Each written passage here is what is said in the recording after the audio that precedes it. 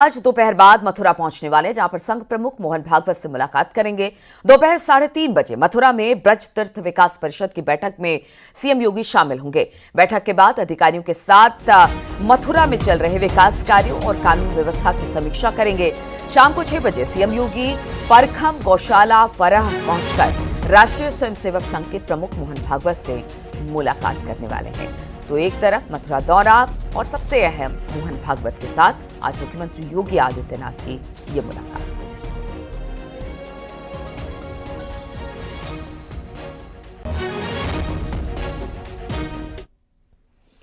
विधानसभा उपचुनाव के लिए बीजेपी आज उम्मीदवारों के नाम का ऐलान कर सकती है। उत्तर प्रदेश विधानसभा उपचुनाव के लिए प्रदेश बीजेपी की ओर से सभी 9 सीटों पर 3-3 नामों का पैनल भेज दिया गया है, जिस पर पार्टी के शीर्ष नेतृत्व ने फैसला ले लिया है।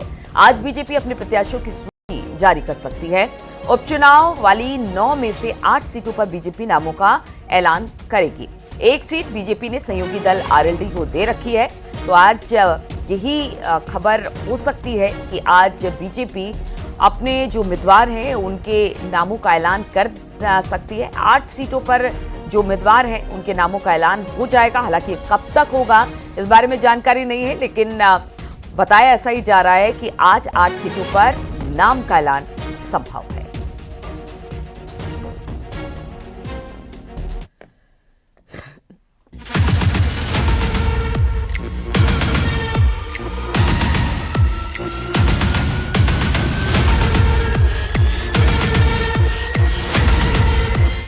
यूपी उपचुनाव को लेकर बीजेपी की तैयारियां अंतिम दौर में हैं। कभी भी बीजेपी उम्मीदवारों का ऐलान कर सकती है। कुछ सीटों पर ओबीसी और दलित उम्मीदवारों को उतारने की तैयारी चल रही है। यूपी में उपचुनाव के नामांकन की प्रक्रिया जारी है। 25 अक्टूबर पर्चा भरने की आखिरी तारीख है। उपचुनाव में बीजेपी जीत का दावा कर रही है। भारतीय जनता पार्टी उत्तर प्रदेश का उपचुनाव भी जीतेगी, महाराष्ट्र और झारखंड के विधानसभा चुनाव भी जीतेगी। जिस प्रकार से हरियाणा में भाजपा की सरकार बनी है, उससे भी बड़े बहुमत से महाराष्ट्र और झारखंड में भाजपा सरकार बनने जा रही है। विरोधियों की झूठ की जो कलई है वो खुल चुकी है। संविधान को खतरा पैदा करने वाले कांग्रेसी हों या जिस कांग्रेस के खिलाफ लड़ाई लड़ने वाले श्री मुलायम सिंह यादव जी के सुपुत्र श्री अखिलेश यादव जी हों, वह कांग्रेस के मोहरा बन गए हैं और श्री राहुल गांधी के दरबारी बन गए हैं। बीजेपी के लिए कोई मुश्किल नहीं। बीजेपी अपने काम पे सबको साथ लेके चलने की नीति पे लगातार काम कर रही है। ये बहुजन समाज पार्टी का निर्णय है।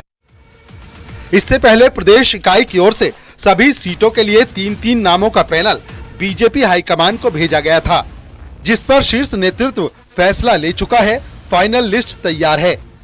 उपचुनाव में बीजेपी ने यूपी से जो संभावित प्रत्याशियों का पैनल तैयार किया है, उसके मुताबिक कटेहरी विधानसभा सीट से धर्मराज निषाद का नाम है। अवधेश द्विवेदी का भी पैनल में नाम। करहल विधानसभा सीट से संघमित्रा मौर्य का नाम, सलोनी बघेल और अनुजेश प्रताप का नाम भी शामिल। गाजियाबाद से संजीव शर्मा का नाम। बीजेपी की रणनीति है कि इस सीट पर ब्राह्मण प्रत्याशी उतारा जाए। सीसामऊ से सुरेश अवस्थी का नाम है। नीतू सिंह और नीरज चतुर्वेदी का नाम भी पैनल में रखा गया है। कुंदरकी से शेफाली सिंह का नाम, रामवीर सिंह और मनीष सिंह का नाम भी पैनल में है।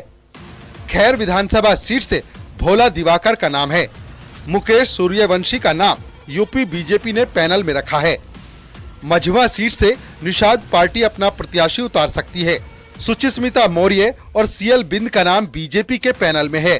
फूलपुर से दीपक पटेल का नंबर पहले नंबर पर है। अनिरुद्ध पटेल और कविता पटेल के नाम भी पैनल में शामिल हैं।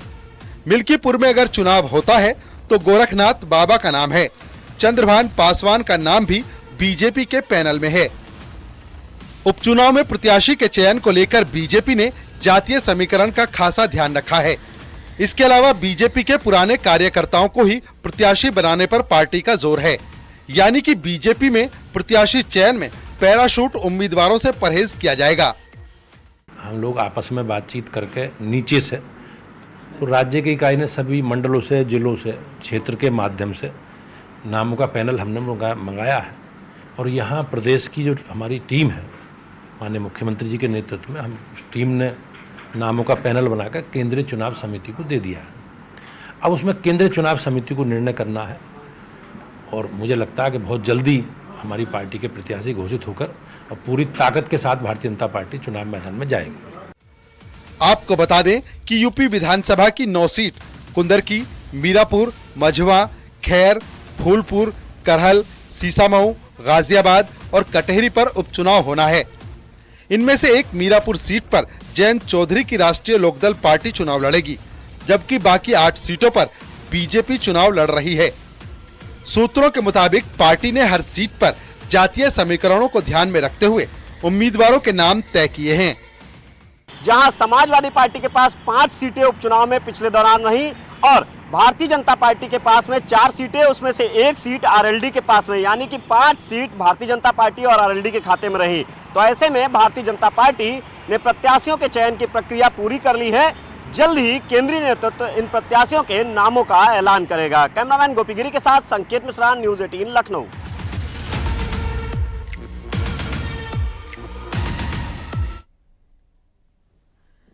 और सरकारी नौकरी वालों के लिए खुशखबरी है, दीपावली से पहले कर्मचारियों को वेतन मिलेगा। जी हां, उत्तर प्रदेश के अपर मुख्य सचिव दीपक कुमार ने दीपावली से पहले वेतन देने का आदेश जारी कर दिया है। सीएम योगी ने त्योहारों के मद्देनजर दीपावली के पहले कर्मचारियों को, पेंशन धारकों को 30 अक्टूबर को ही वेतन और पेंशन भुगतान करने के आदेश दे दिए थे। राज्यपाल की स्वीकृति के बाद एसीएस दीपक कुमार ने शासनादेश जारी कर दिया है। तो ये उत्तर प्रदेश के जो सरकारी कर्मचारी हैं उनके लिए बड़ी खुशखबरी।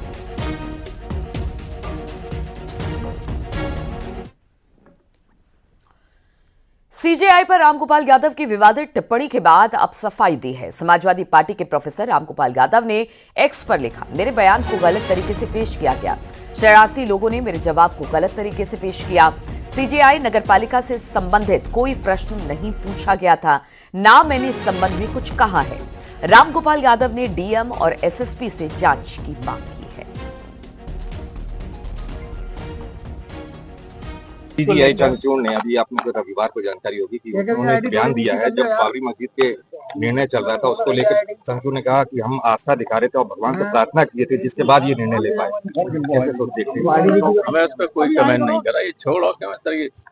जो जब भूतों को जिंदा करते हो, मुर्दों को, तो भूत बन जाते हो, जब के पीछे पड़ जाते। Don't talk these problems now. दे आपको कौन प्रॉब्लम, सब कहाँ है वो? अब तो अपनी बाबरी मस्जिद और ये मंदिर दिख रहा है। रविवार की बात है, छोड़ो यार, वो तो जो तमाम इसी तरह की बातें कहते रहते हैं। तो should I take notice of them? और अब आपको सुनाते हैं रामगोपाल यादव का वो बयान जिस पर बवाल मचने के बाद उन्होंने अपनी सफाई दी। चंद्रचूड़ ने, अभी आपको रविवार को जानकारी होगी कि उन्होंने एक बयान दिया है। जब बाबरी मस्जिद के निर्णय चल रहा था उसको लेकर चंद्रचूड़ ने कहा कि हम आस्था दिखा रहे थे और भगवान से प्रार्थना किए थे, जिसके बाद ये निर्णय ले पाए। कैसे सोच देखते हैं? हमें उस पर कोई कमेंट नहीं करा, ये छोड़ो।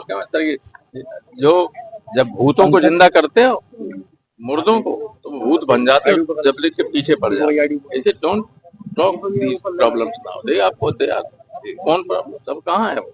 अब तो अपनी बाबरी मस्जिद और ये मंदिर दिख रहा है। रविवार की बात है, छोड़ो यार, वो तो जो तमाम इसी तरह की बातें कहते रहते हैं। तो should I take notice of them? Noida के सेक्टर 68 स्थित निजी कंपनी में करंट की चपेट में आकर एक ड्राइवर की मौत हो गई। ड्राइवर की मौत के बाद उसके साथियों ने कंपनी के गेट पर हंगामा किया। मृतक के परिजनों ने करंट लगने के बाद समय पर अस्पताल ना पहुंचाने का गंभीर आरोप कंपनी पर लगाया। सूचना के बाद मौके पर पहुंची पुलिस मौत के कारणों की जांच में इस वक्त जुटी हुई है।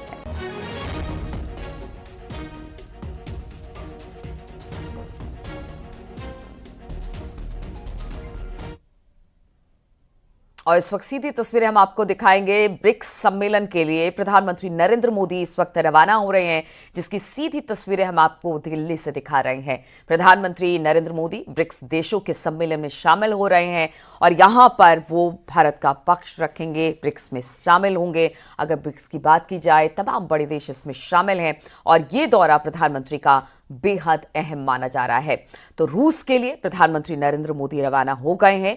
ब्रिक्स सम्मेलन में हिस्सा लेंगे प्रधानमंत्री और ये तस्वीरें आप देख रहे हैं रवाना होने की तस्वीर प्रधानमंत्री नरेंद्र मोदी की रूस में, जहां पर ब्रिक्स सम्मेलन में प्रधानमंत्री हिस्सा लेंगे।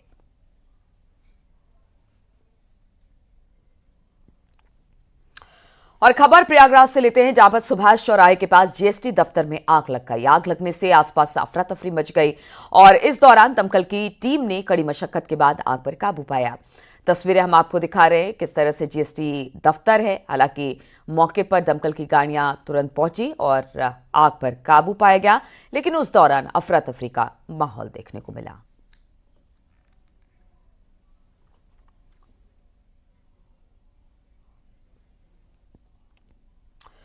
खबर संत कबीर नगर से लेते हैं, जहां पर जैन मंदिर से अष्टधातु की मूर्ति के चोरी के मामले में पुलिस ने अब खुलासा कर दिया है। 3 आरोपियों को पुलिस ने गिरफ्तार किया है। इनके पास से अष्टधातु की मूर्ति सहित दूसरे सामान भी बरामद कर लिए हैं। घटनाक्रम इसका जांच किया गया, साथ ही साथ जो इसमें अभियुक्त था, अभियुक्त को पकड़ा गया। अभियुक्त के पास और इसके जो सहयोगी थे उनके पास से जो अष्टधातु की मूर्ति थी वो बरामद की गई है। लगभग 1,03,000 रुपये में वो पूरा इन्होंने बेचा था, जो सिंहासन था, और आपस में ही पैसे बांटे थे। उसमें से 14,000 रुपये भी बरामद हुए हैं। उसके अलावा कुछ सामान, 1 अदद लुटिया और 1 सफ़ेद धातु का चम्मच भी बरामद हुआ है। और आजमगढ़ से खबर, जहां पर अहिरोला थाने की पुलिस ने 4 पशु तस्करों को गिरफ्तार किया। गिरफ्तार आरोपियों ने 17 अक्टूबर को 4 पुलिसकर्मियों को पिकअप से कुचला, जान लेने का प्रयास किया। इस मामले में 2 नामजद और 8 अज्ञात के खिलाफ मुकदमा दर्ज किया गया है। पुलिस आरोपी की तलाश में जुटी हुई है। अब घटना में फरार दूसरे आरोपियों को भी पुलिस जल्द ही पकड़ने का दावा कर रही है।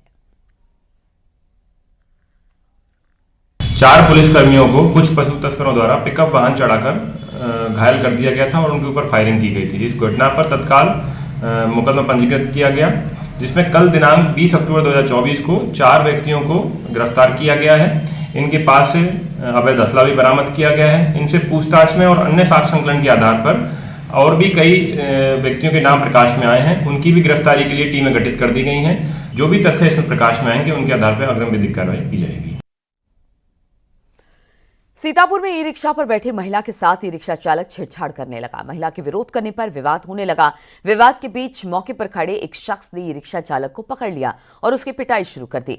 शख्स ने पहले तो ई रिक्शा चालक की काफी देर तक चप्पलों से पिटाई की और जब ई रिक्शा चालक जमीन पर गिर गया तो उसकी लात घुसों से पिटाई करने लगा। वहीं पास मौजूद किसी व्यक्ति ने वीडियो बनाकर सोशल मीडिया पर वायरल कर दिया। मामला लहरपुर कोतवाली इलाके के रूमी गेट का बताया जा रहा है।